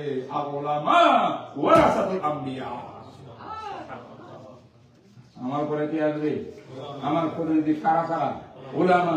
উলামা এদেরকে সমর্থন করবেন সব প্রকারের মুসলমানরা। তাইলে আমি যেমন রাষ্ট্র চালাইছি, আমি যেভাবে কাফেরদের সঙ্গে যে যে শর্তে আমি লড়াই করছি, আবার যে যে শর্তকে বুকের মধ্যে লাগাইছি, এবং আমার ইসলামী হুকুমতের মধ্যে একজন খ্রিস্টান তার অধিকার 100% সুরক্ষিত, একজন ইহুদি তার অধিকার সুরক্ষিত, একজন হিন্দু অমুসলিম তার অধিকার সংরক্ষিত। কি বলেন আপনারা? আমার রাসূলের রাষ্ট্রীয় জীবনের মধ্যে কোন সময় কোন বিধর্মীর জন্য কোন অন্যায় অবিচার হয়েছে তার প্রমাণ আছে? ইসলামী হুকুমত যদি আমার দেশের মধ্যে কায়েম হয়, আল্লাহর কসম কোন বিধর্মীর জন্য কোন কিনে ভয় নাই। ঠিক না? এটার নাম কি? ইসলামী রাজনীতি। এই রাজনীতি ধারা বাসিয়ে কোথায় যাবেন? আমরা ইসলামী রাষ্ট্র কায়েম করব। আমার একটু সর্বশেষ কথা, আমার মনে হয় আমার টাইম অনেক হয়ে গেছে। আমাদের প্রিন্সিপাল সাহেব আমাকে ওয়ার্নিং দিচ্ছেন, আমি শেষ করতেছি কথা। খেলাফত কাকে বলে জানেন? অন্যের মাধ্যমে আল্লাহর বিধান পালন করা। বলছিলেন একটু আগে, নিজে নিজে আবাদ করার নাম কি? আল্লাহ বিধান নাম ইবাদত। খেলাফতের অন্যের মাধ্যমে মানো, তুমিও আল্লাহকে মানো, ঠিক কিনা? অন্যের মাধ্যমে শরীয়ত মানাইবার দুইটা পদ্ধতি আছে। আমি দৃষ্টি আকর্ষণ করতেছি আপনাদের। আমি আসলে আমেরিকাতে আসলে এরকম বায়ান প্রণয়ন করি না। এই বিষয়ের উপরে কঠিন ওলামায়ে কেরাম জিজ্ঞাসা করে বলেন। খেলাফতের কয় স্তর? 2 স্তর। একটা স্তর হইল মায়া মহব্বতের দাওয়াত তাবলীগের মাধ্যমে, ওয়াজ নসিহতের মাধ্যমে, আখিরাতের ভয় দেখাইয়া, আল্লাহ আযাব গজবের ভয় দেখাইয়া, জাহান্নামের ভয় দেখাইয়া, জান্নাতের সুসংবাদ শুনাইয়া শুনাইয়া তাদেরকে সঠিক রাস্তার দিকে আনা। এটা হলো খেলাফতের প্রথম স্তর। বুঝলেন? যারা এইভাবে সঠিক পথে আসবে না, তারা দাঁড়াই যাবে আপনার মোকাবেলা করার জন্য, আপনাকে জমিনে কথা বলতে দিবে না, আপনার কণ্ঠ ধরে রাখবে, জায়গা দিবে না, অস্ত্র নিয়ে আসবে। তখন আল্লাহ কয় তাইলে তো তুমি রাস্তা আরেকটা দেখতে দিবে, কুকুরের জন্য বুঝলেন নাই কথা? সব কথা খুলিও বলা যায় না, ঠিক কিনা? তো লাগবে না এটা, সেটার নাম কি? খেলাফত। এখন বাংলাদেশের ভিতরে আপনার খেলাফত বাস্তবায়ন করতে না যাইয়া রাজনীতি করেন কেন? ভোট করেন কেন? ভোট তো গণতন্ত্র, গণতন্ত্র কুহুরি মতবাদ, শুনেন নাই? গণতন্ত্র কি? কুহুরি মতবাদ। তাইলে আপনি ভোট করতেছেন গণতন্ত্রের অংশ, কথা বলেন না কেন? পার্লামেন্ট গণতন্ত্রের অংশ, তো গণতন্ত্র কুহুরি মতবাদ। আর রসুল তো খেলাফত কায়েম করছেন, কি ভাই? এই প্রশ্ন জাগে কি জাগে না? অনেক লোকরা লেখালেখি করে, আবার মানুষের ব্রেন নষ্ট করার জন্য উল্টাপাল্টা লেগে, তারা কেন খেলাফত ছাড়া হবে না? যত রাজনৈতিক দল আছে দুনিয়ার মধ্যে সব কাফের, সব মুরতাদ, সব তাগুত, কথা কেন? আমার ভাইদের বুঝার ভুল, রাসূলুল্লাহ সাল্লাল্লাহু আলাইহি ওয়াসাল্লাম যেখানে মুগলের দরকার আছে, মুগল দিয়া ঠান্ডা করিয়া তারপরে ইসলামী হুকুমত কায়েম করছে, তাই খেলাফত। আপনি আপনার দেশে কার বিরুদ্ধে মুগল উড়াইলেন? তারা কাফের না মুসলমান? আমার রাষ্ট্রের লোকরা কাফের না মুসলমান? কোন মুসলমান সরকারের বিরুদ্ধে বিদ্রোহ করা এটা আবার জায়েজ নাই, অনেক কঠিন শর্ত সাপেক্ষে জায়েজ, আমভাবে পালিয়ে জায়েজ নাই। তাহলে আমি তো সরকারের বিরুদ্ধে আইনগত শরীয়তের বিধান মোতাবেক লড়াইও করতে পারতেছি, ঠিক কিনা? আবার নির্বাচনও করতে পারবো না, কেন? গণতন্ত্র কুহুরি মতবাদ। নির্বাচনও করবেন না, রাজনীতিও করবেন না, আবার সরকারের বিরুদ্ধে বিদ্রোহ করতে পারবেন না। সরকার যেটা বানাইছেন এটা কি আমত পর্যন্ত থাকবো, এবার ইসলামী হুকুমত আইন করতে, কথা বলেন না কেন? না বুঝেন নাই? না বুঝতে কষ্ট হয়েছে? চাইলে ওই নবী আলাইহিস সালামের যুগে যা যা ছিল সেটাই হলো আসলে খেলাফত, কিন্তু বর্তমানে আমার দেশের ভিতরে খেলাফতের ব্যবস্থা নাই। তাই গণতন্ত্রের কিছু জিনিস নিতে হবে। কোন জিনিস? যে জিনিস কুফরি মতবাদ নয়। গণতন্ত্র সব কি নয় বলেন, একটু বলেন। সব গণতন্ত্রের অনেক বিষয় আছে। বাক স্বাধীনতা, আমি যে কোনো কথা বলার অধিকার, কি বলেন? জনগণের কথা বলার অধিকার গণতন্ত্রের দাবি কিনা? আর আমার রসুলের সংবিধানের ভিতরে যে কোন জনগণ রাষ্ট্র প্রধানের বিরুদ্ধে কথা বলতে পারত কি পারত? ওমর ইবনে খাত্তাবের মিম্বরে খুতবা বন্ধ হয়েছে। ওমর, মিম্বরে তোমার খুতবার দরকার নাই, আগে উত্তর দাও, তোমার শরীরের ভিতরে চাদর দুটা কেমনে আসলো? আমরা সবাই একটা একটা পাশে, তোমার এখানে দুটা কেমনে? কি বলো? তাই এটা গণতন্ত্র প্লাস আমার রসুলের তন্ত্র, কথা বল না কেন? তাইলে বাক স্বাধীনতা এটা, এবং মতামত দেওয়ার স্বাধীনতা আছে না নাই? রাসূলুল্লাহ সাল্লাল্লাহু আলাইহি ওয়াসাল্লাম সাহাবায়ে কেরামদের মতামত নিতেন কি নিতেন না? আল্লাহ নবী সাহেব ওহির মাধ্যমে তিনি রাসূল কথা বলতেন, ওয়া মা ইয়ানতিকু আনিল হাওয়া ইন হুয়া ইল্লা ওয়াহয়ুন ইউহা। তারপরে কি প্রয়োজন ছিল সূরা গঠন করা, মতামত নেওয়া? নবীজি বুঝাইছেন যে ইসলামে মতামত দেওয়ার অধিকার আছে, নাই অধিকার আছে। সুবহানাল্লাহ। তাহলে এটা কি গণতন্ত্র কুফরি মতবাদ? এটা হ্যাঁ, একটা কুফরি মতবাদ আছে, বলবো সেটা। গণতন্ত্র কুফরি মতবাদ কোথায়? যদি বলি হাকিমিয়ত সর্বভৌমত্ব আল্লাহর নয়, সর্বভৌমত্ব আমার সংবিধানে যাহা বলে তাহা। সংবিধানে কি বলে? জনগণই ক্ষমতার উৎস, জনগণ যেটা বলে সেটা আইন, সেটাই সংবিধান। জনগণের আইন মানবো, আল্লাহর আইন মানবো না, এইটা হলো কুফরি মতবাদ। তাইলে ইসলামী আন্দোলন থেকে শুরু করে আমার দেশের যত ইসলামী দল রাজনীতি করে, নির্বাচন করে, এরা কেন করে? নির্বাচন করা কুফরি মতবাদ নয়, মতামত দেওয়া কুফরি মতবাদ নয়, ঠিক না? ঠিক বলেন, ঠিক না? কি বলেন? বাক স্বাধীনতা কুফরি মতবাদ নয়, এগুলো সব ইসলামের মধ্যে আছে। আমি আব্রাহাম লিঙ্কন থেকে, গণতন্ত্র থেকে এগুলো আনবো কেন? আমি ইতিহাস দেখি, রসুল দেখি, সাহাবায়ে কেরামের সিরাত দেখি, সেখানে আপনি পাবেন এগুলা সব ইসলামে আছে। তাইলে এইটা আমি মানতে পারি না একটা, ইনিল হুকমু ইল্লা লিল্লাহ, লাহুল খলক ওয়াল আমরু বিধান কার? সর্বমুহূর্ত কার? আইন চলবে কার? তাই আল্লাহর আইনের খেলাফ তাম পৃথিবীর সব মানুষ ঐক্যবদ্ধ হইলেও সেই আইন আমরা মানি না। ঠিক কিনা কন? ঠিক কিনা কন? তাই এই জন্য ইসলামী দলগুলা রাজনীতি করে এবং নির্বাচন করে, দাওয়াত দিয়ে সবাইকে ইসলামী দাবিত করে। আজ এই দেশের ভিতরে ইসলামী আন্দোলনের ব্যানারে একটা মাহফিল আপনার ব্যবস্থা করেছেন। আজকে আমার সামনে খেলাফত মজলিসের জিম্মাদার আছেন, আরো আমি জানি না অনেকের পরিচয়। সব ইসলামী দলগুলোর হট্টাকর্তারা আমার ডানে বামে আছেন। আলহামদুলিল্লাহ সবাই একমাত্র আল্লাহ হাকিমিয়তকে আল্লাহ জমিনে প্রতিষ্ঠা করার জন্য যে আমানত আদম আলাইহিস সালাম তাদের মধ্যে নিয়েছিলেন, সে আমানতের উপরে আমল করিয়া প্রত্যেক হক আদায় করিয়া সুন্দর সমাজ, সুন্দর সীমা সমাজ, দেশ, রাষ্ট্র আল্লাহ বিধান অনুযায়ী চালাবার জন্য রাজনীতি করে, নির্বাচন করে, দাওয়াতের কাজ করে। এটাই রসুলের কাজ। এটা কুহুরি মতবাদ নয়। এখানে খেলাফতের প্রশ্ন আসবে না। খেলাফতের প্রশ্ন আসবে অন্য পরিস্থিতিতে, অন্য এলাকায়। খেলাফত কিন্তু অনেক ভালো জিনিস, অনেক উন্নতমান জিনিস। খলিফাই খেলাফতে আসল, কিন্তু সব জায়গায় খেলাফত চলে না। কোথাও এমারত চলে, কোথাও নির্বাচন চলে। ঠিক না? বেরিয়ে পড়ে।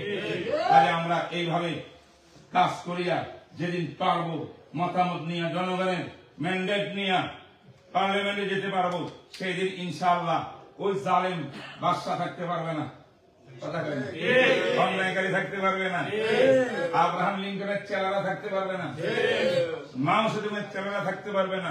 রসুলের গোলামরা দেশ চালাবে। ঠিক না? ঠিক। এই জন্য ইসলামী আন্দোলন, এই জন্য ইসলামী সব আন্দোলন। আমি অনেক কথা বলে ফেলছি। আমাকে আল্লাহ পাক যা কিছু বলার তৌফিক দিয়েছেন বলেছি। আমি আসাবতু ফামিনার রহমান, শুদ্ধ বললে আল্লাহর পক্ষ থেকে বলেছি, ভুল কোন করলে এটা শয়তানের পক্ষে করেছি। আমি যা কিছু বলেছি আল্লাহ আমাকে আপনাদের সবাইকে আমল করার তৌফিক দান করুক, ইসলামকে বুঝার তৌফিক দান করুক। এই বলে আমি আমার বক্তব্য শেষ করছি। ওয়া আখিরু দাওয়ানা আলহামদুলিল্লাহি রাব্বিল আলামিন। আপনাদের প্রথমে শুকরিয়া আদায় করতেছি যে কালকে কর্মদিবসের সময় এত রাত্র থাকা এটা একটা একমাত্র মহব্বতের প্রকাশ।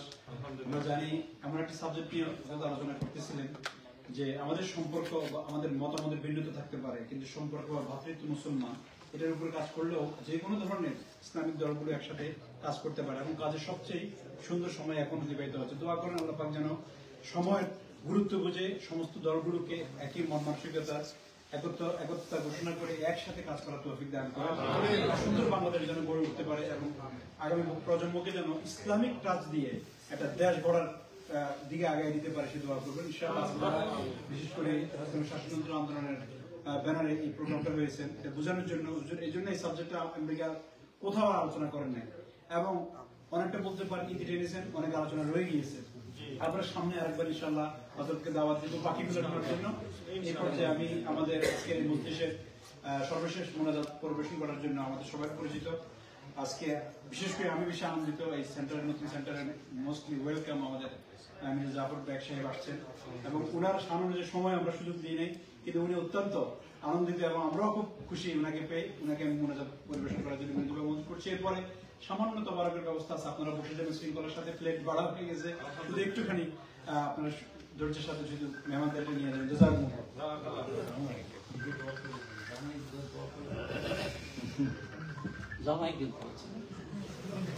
درشق اللهم صل على محمد وعلى ال محمد كما صليت على ابراهيم اللهم بارك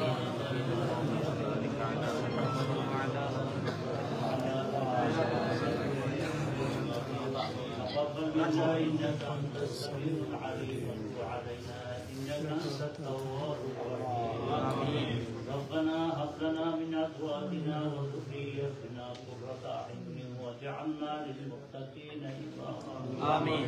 আল্লাহ দোয়া করে প্রোগ্রামকে আল্লাহ আপনি কবুল করে নেন। আমিন। আল্লাহ আমাদের শেখ আল্লাহ যে বয়ান করলেন আল্লাহ মেহেরবানি করে তার হায়াতুল তৈয়বা দান করুন। আমিন। আল্লাহ মেহেরবানি করে তার বয়ানের ভিতর আরো বরকত দান করে দেন। আমিন। আল্লাহ আমাদের সবাইকে আপনি কবুল করে নেন। আমিন। আল্লাহ আমাদের আমাদের ব্যক্তিগত ইবাদত এবং খেলাফত আল্লাহ আমাদের জীবনের মধ্যে কায়েম করে দেন। ইয়া আল্লাহ আমাদের জীবনের ইবাদত এবং খেলাফতকে আল্লাহ আপনি শুদ্ধ করে দেন। ইয়া আল্লাহ আল্লাহ মেহেরবানি করে আজকের আশাকে জড়িয়ে করে কিয়ামতে আপনি আমাদেরকে মাফ করে দেন। আল্লাহ এই আন-নূর কালচারাল সেন্টার আল্লাহ আজকে প্রথম এসেছি আল্লাহ দেখা ভালো লাগলো আল্লাহ আপনি কবুল করে নেন। আল্লাহ মেহেরবানি করে এই সেন্টারকে কবুল করে নেন।